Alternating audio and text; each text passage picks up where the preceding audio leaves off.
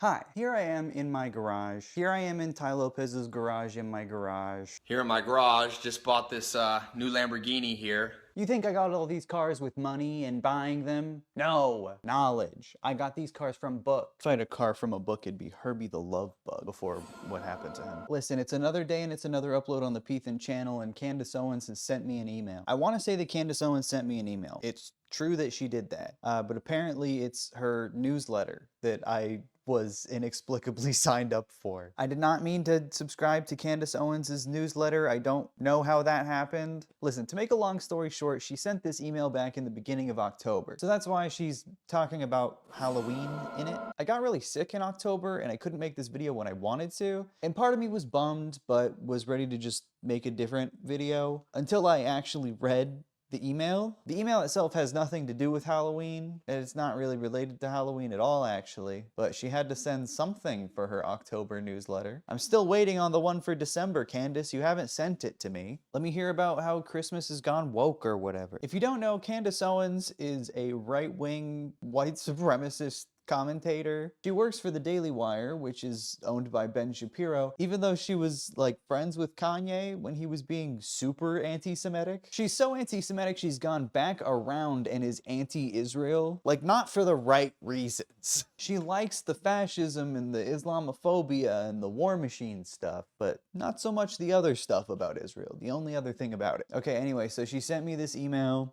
called Modern Day Witch Trials, and when I first got it, I immediately opened it and read the first paragraph and thought it was just dumb, so I wanted to make a video about it, but I haven't actually read the entire thing. That's right, guys. Hooray! It's Candace Owens' newsletter story time. October is upon us, which means it's time to think about Halloween costumes. This year, I think I'm going to be a special kind of witch. A modern #MeToo witch. We're already off to a great start. With all that has transpired from the lawsuit that former MLB pitcher Trevor Bauer won, classic former MLB pitcher Trevor Bauer, the case that we all know, reflecting on the #MeToo movement's toxicity fits with the season. Does it?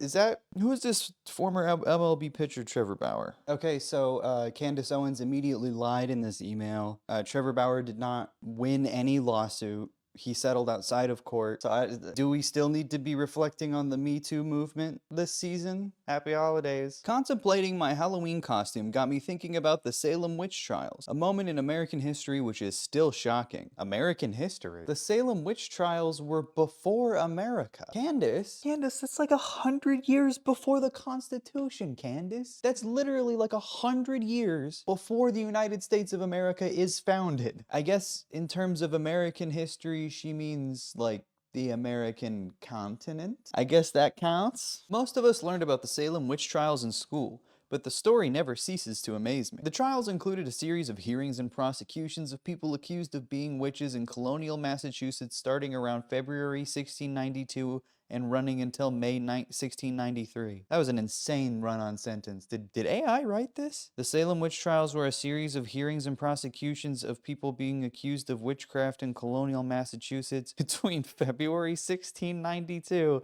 and May 1693. Holy shit. This idiot just copied from Wikipedia. The first sentence.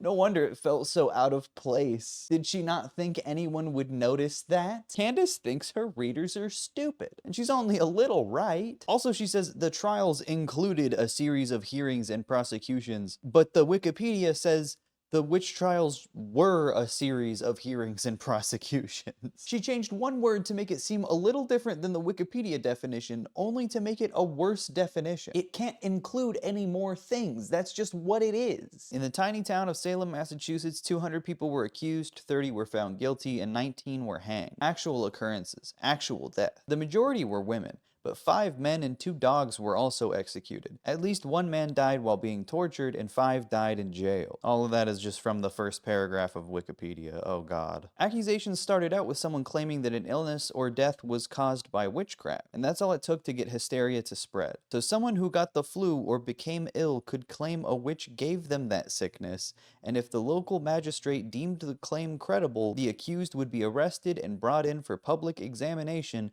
which was essentially a series of interrogations where the accused were pressed to confess. Yeah, I think Candace wrote that part because it doesn't make any sense.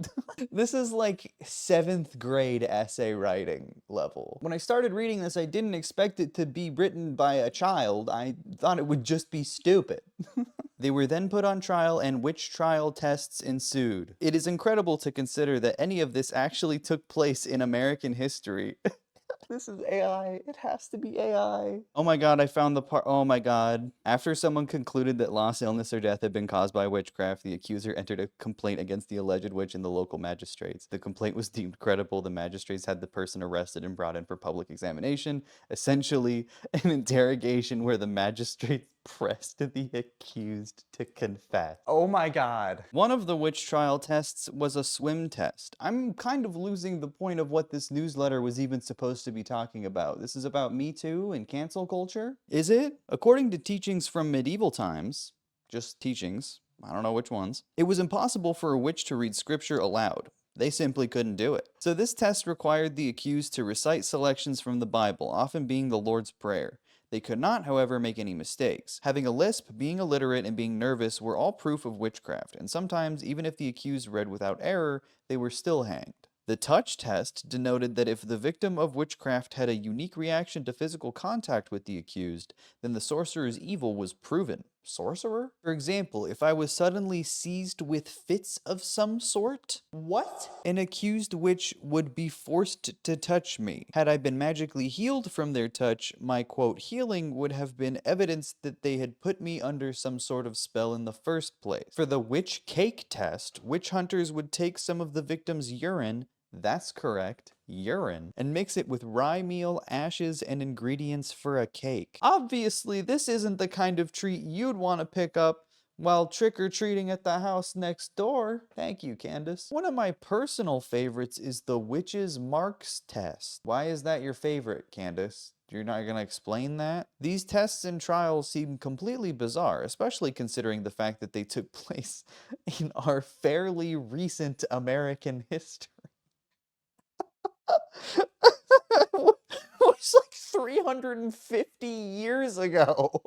It's longer ago than the Revolutionary War. It's closer of an event to the Renaissance than it is to now. Even so, these witch hunts don't really feel like a relic of the past when we stop to consider today's political landscape. Yeah, you know, though they look different, we have our own form of these modern witch trials in today's society. We all remember the black square test on Instagram when BLM was trending. Yeah, the black square test? That's what people were calling it. Ever since people were posting black squares on Instagram, conservatives have acted like that was a necessary thing for people to do, or even a cool thing. It's obviously nothing. It doesn't, no one cares about that. That was 3 years ago, Candace, when BLM was trending. If you were white and did not post a black square, you were immediately labeled a racist. It's true, that's why I didn't post one. It meant you didn't stand with black people, and it meant you had been a racist your entire life. Candace is the only human being on the planet saying this, by the way. And if you were a celebrity and didn't post a black square, you absolutely did not pass the black square test. Yeah. You were guilty. You are a racist. And then an ad for convicting a murderer. Candace Owens' docuseries examining the making a murderer case from like fucking 15 years ago. A case that has already been extensively covered and documented by people who know how to actually write a sentence. That's one of those things. I wish I could talk about convicting a murderer. I wish I could bear to watch that entire series, but the amount of shit that Candace probably lies about or leaves out or like misleads people on, there's no way. There's no way I can survive that. The one I have been reflecting on most recently is the hashtag MeToo witch hunt, the classic one that happened. When that hashtag started trending, I almost lost my job as a conservative speaker because I refused to kowtow to the blanket rule that everything every woman said using hashtag MeToo should be believed even when the stories they were sharing kept getting more and more ridiculous. Do you have like a high profile example you want to point to, Candace? I don't think you do. When are we talking about too, by the way? Because Me Too has been a thing for like 6 years. Women started crying that they had been hit on at work, that someone asked them on a date, or that they were uncomfortable next to the coffee machine. Who? Hashtag Me Too. The big reckoning. That's probably the funniest way to describe Me Too. or really anything. The big reckoning. My stance on the movement never referred to SA victims. I only talked about the hashtag MeToo trend just like the BLM trend. It was trendy to perceive everything as racism, and with hashtag MeToo, it was trendy to perceive everything as aggression by men. It was trendy to call everything assault, even if it was just a bad date. But none of that mattered. I was under fire. Were you? Candace Owens has probably had the easiest career in media ever. She's never right about anything. She doesn't even have to write. She just copies and pastes from Wikipedia. And when she does add something, it doesn't even need to make sense. Like how she talked about the witch trials when they were making cakes out of urine and ashes to feed to dogs. And she's like, yeah, this is just like the people who hate me. This is exactly what I'm up against. I was working at Turning Point USA, and young women were asking, how can she still be the communications director if she doesn't support the Me Too movement? They wanted me ousted because I did not understand the importance of this trending hashtag. Who at Turning Point USA, Charlie Kirk's organization, was demanding Candace Owens resign as communications director because she didn't like Me Too? This is a genuinely baffling anecdote.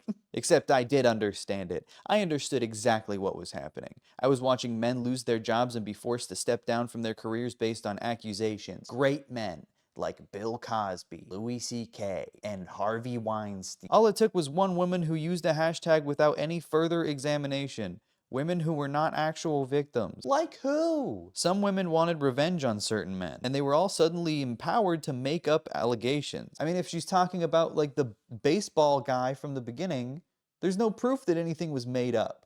They settled outside of court. So your one example is wrong. And for a while, those allegations went unchecked. But I believe in due process. I do not believe that a tweet or a hashtag should condemn someone. Some men started standing up for this too. Men who are fighting women in court and scoring some big wins. She doesn't have any examples of that. Oh, former MLB pitcher Trevor Bauer? Not. Former MLB pitcher Trevor Bauer is one of those men. No, he's not. A woman named Lindsay Hill accused him of a violent assault in 2021, and this accusation instantly changed his entire life. It only takes an accusation to get a fire blazing. After 2 years in court, Bauer won against his accuser. That's just not true. And he's finally been able to share his side of what happened. What we've all learned is that Lindsay Hill, his accuser, was a liar who was after money. Oh. Okay, really simple explanation. Evidence in the form of text messages, Snapchat videos, and Google searches prove beyond reasonable doubt that Hill plotted this because she wanted a piece of his net worth. Too bad he couldn't prove that in court because he settled out of court. Beyond reasonable doubt, like she's a lawyer. You're not a lawyer. You can't even write. Now Hill has been making the rounds, claiming various messages have been taken out of context, but she really doesn't appear to be clarifying much. Her interview with Alex Stein just confirms that if, quote, my dog ate my homework was an actual person, it would be Lindsay Hill. It's hard to even keep up with the nonsense while she says absolutely nothing throughout the whole interview. Okay, but you didn't really say anything about the interview. You just said she's a liar, and if a dog ate her homework was a real person, it would be her. And then you said it's hard to keep up with it. That might just be on you, Candace. You can't even name a thing that she did wrong. She's after money? She didn't get any money from him. She got money from insurance because they settled out of court. How is this her only example? The hashtag MeToo movement was a movement led by women who pretended to be weak, but were in fact conniving.